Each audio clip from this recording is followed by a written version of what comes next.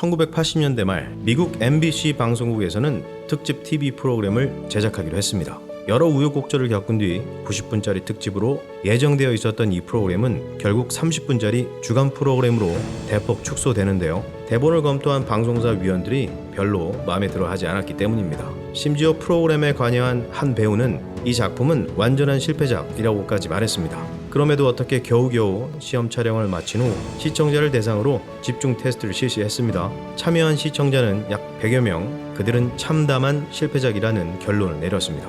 그 이후에도 계속해서 추가로 600여 명에게 추가 테스트를 진행했지만 역시 최악이라는 평가를 받게 됩니다.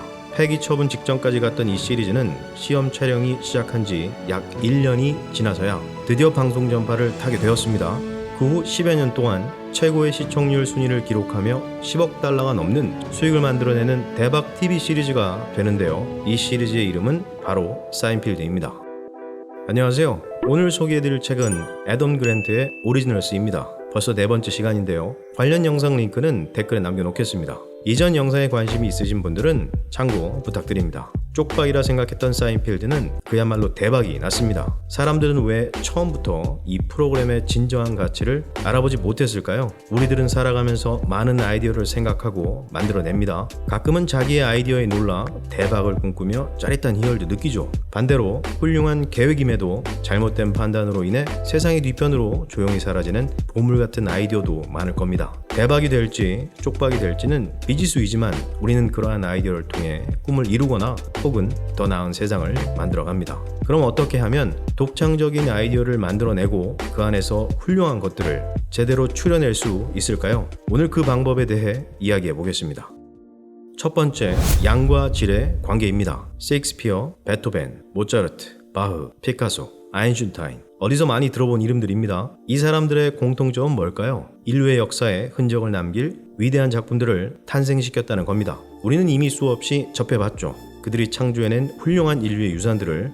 그들이 이렇게 뛰어난 것은 평범한 우리들과는 달리 선천적인 재능을 타고난 특별한 사람들이었기 때문일까요? 심리학자 딘 사이먼트는 우리가 아는 천재들조차 자신의 아이디어 가치를 평가하는데 서툴다는 사실을 발견했습니다. 베토벤을 예로 들어볼까요? 그가 발표했던 곡들 중에서는 당시 크게 성공할 것이라 스스로 예상한 작품들은 많이 있었다고 하는데요. 하지만 안타깝게도 그 곡들은 후세에 이르러서도 인정받지 못했습니다. 반대로 실패작이라 생각했던 곡이 후세에 와서는 뛰어난 작품으로 인정받는 경우도 있습니다. 이러한 판단 실수는 약 33%가 넘었습니다. 어떤 곡이 훌륭한 곡인지 본인도 잘 몰랐다는 거죠. 셰익스피어 같은 경우에도 맥베스, 리어왕, 오셀로는 위대한 작품으로 인정받았지만 그가 쓴 또 다른 작품들은 그리 정돈되지 않았다거나 내용 전개 자체가 불완전하다는 이유로 끊임없는 비판을 받고 있습니다. 그들이 만들어낸 모든 작품이 뛰어난 것은 아니죠. 사실 현대 기준으로 평가한다면 뛰어난 작품은 소수에 해당합니다.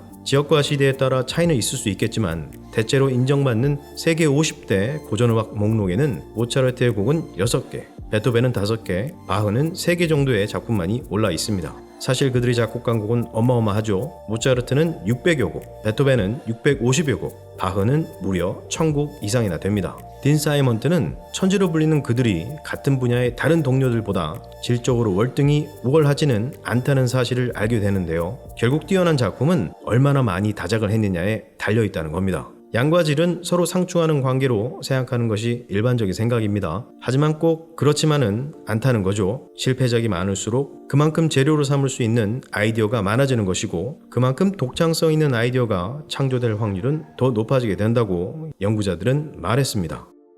두 번째, 경험의 다양성입니다. 1901년부터 2005년까지 노벨상을 수상한 과학자들과 그렇지 않은 과학자들을 비교 연구했는데요. 공통점은 양쪽 모두 깊은 전문성을 갖추고 있다는 것이었습니다. 차이점은 다른 곳에 있었는데요. 노벨상을 수상한 과학자들이 상대적으로 예술 활동에 관여할 확률이 훨씬 높았다는 사실인데요. 이는 기업가나 발명가들에게서도 흔히 볼 수 있는 현상입니다. 스케치, 유화, 건축, 조각 등과 같은 취미 활동을 가지고 있는 경우가 많았다는 겁니다. 갈릴레이는 달에 산이 있다는 사실을 발견했습니다. 하지만 그가 당시 사용했던 만원경은 이 발견을 확인해 줄 만큼 달을 확대해서 볼 수 없었습니다. 그저 빛의 음영을 통해 달에도 산이 있다는 사실을 알아낸 것이죠. 당시에는 갈릴레이 외에도 달을 관찰하고 연구하는 천문학자들은 많았습니다. 하지만 오직 갈릴레이만 달의 밝은 부분과 어두운 부분의 의미를 통해 산을 발견했던 겁니다. 물리학과 천문학에 깊은 전문성을 갖춘 그는 유화와 스케치에도 많은 흥미를 가지고 있었습니다. 바로 이러한 취미 때문에 명암대조법이라는 회화기법을 익히 알고 있었고 다른 이들이 볼 수 없었던 산을 발견할 수 있었던 겁니다. 특정 분야의 깊은 전문성을 가지는 것은 중요한 요건이지만 창의적이고 독창적인 아이디어를 만들거나 판단하기 위해서는 다양한 문화와 경험을 가져야 합니다. 이를 통해 유연한 사고와 적응력을 발전시킬 수 있는 것이죠. 드라마 사인필드는 초반부터 많은 혹평에 시달리며 사장될 위기에 처해 있었습니다. 사실 방송사 경연진들에게 철저하게 외면당했던 가장 큰 이유는 기존의 시트콤 형식에서 지나치게 벗어나 있다는 것이었는데요. 전통적인 시트콤 형태에 익숙해진 경영진들은 사인필드가 가진 창의성을 제대로 평가할 수 없었죠. 시청자 또한 마찬가지였습니다. 그들은 전문가도 아니었습니다. 편안한 소파 위에서 보는 것이 아니라 뭔가를 평가해야 한다는 위치에서 시청하다 보니 기존에 경험했던 시트콤과의 차별성을 오히려 문제점으로 꽂게 된 것입니다. 세 번째, 어떻게 선별하는가입니다. 이때 등장한 사람이 르드윈이었는데요. 그는 시트콤만을 다루는 전문가는 아니었지만 각종 버라이어티와 특집 프로그램을 담당하고 있는 경험자였습니다. 특정 장르에 구애받지 않고 여러 종류의 방송을 두루두루 경험했던 그는 사인필드의 새로운 가능성을 발견한 것이죠. 전통적인 시트콤 형식에서 크게 벗어난다는 것 또한 그에게는 전혀 문제가 되지 않았습니다. 사람들은 특정 분야에 있어 보통 정도의 전문성이 있을 때 과감하고 창의적인 아이디어에 가장 열린 사고를 지니게 된다라고 저자 애덤 그랜트는 지적하고 있는데요. 스티브 잡스가 손바닥만한 디스플레이어가 가진 잠재성을 파악하고 갈릴레이가 빛의 음영을 통해 달의 산을 발견한 것과 같이 르드윈은 사인필드의 창의성을 발견할 수 있는 최적의 사람이었던 겁니다. 우리는 좋은 아이디어가 생겼을 때 독단적으로 판단하기보다는 주위 사람에게 묻거나 이야기를 나누는 경우가 많죠. 이를 통해 판단의 근거를 찾으려고 하는 겁니다. 친구가 될 수도 있고 가까운 지인이 될 수도 있습니다. 아니면 가족 중 한 명일 수도 있죠. 하지만 저자는 올바른 결정을 내리기 위해 몇 가지 전제사항을 알려줍니다. 아이디어와 관련해 최소한 보통 수준의 전문성을 가진 사람인지, 다양한 분야의 경험은 있는지, 이해관계에 얽매이지 않는지인데요. 여러분에게 가장 높은 정확성으로 피드백을 전해줄 수 있는 사람은 바로 동종업계의 동료들이지 않을까 저자는 이야기하고 있습니다. 미국에서는 한 해에만 수십만 건의 특허가 출원되고 있습니다. 물론 그 중에는 대박을 만들어낼 만한 발명품이 나올 수 있지만 그 수는 아주 미미합니다. 하지만 이 미미해 보이는 수를 늘릴 수 있는 것은 다양한 아이디어를 더 많이 만들어내는 것이죠. 실패를 두려워할 필요 없습니다. 성공은 실패 속에 묻혀있기 때문입니다. 야구 선수도 타율 3할이면 훌륭한 선수라는 말을 듣습니다. 하지만 이 말의 이면에는 7할의 실패가 담겨 있습니다. 독창적인 사람들은 실패보다 시도를 하지 않으므로 더 큰 후회를 할 수 있다는 사실을 알고 있죠. 마하트마 간디의 말로 오늘의 리뷰를 마치겠습니다.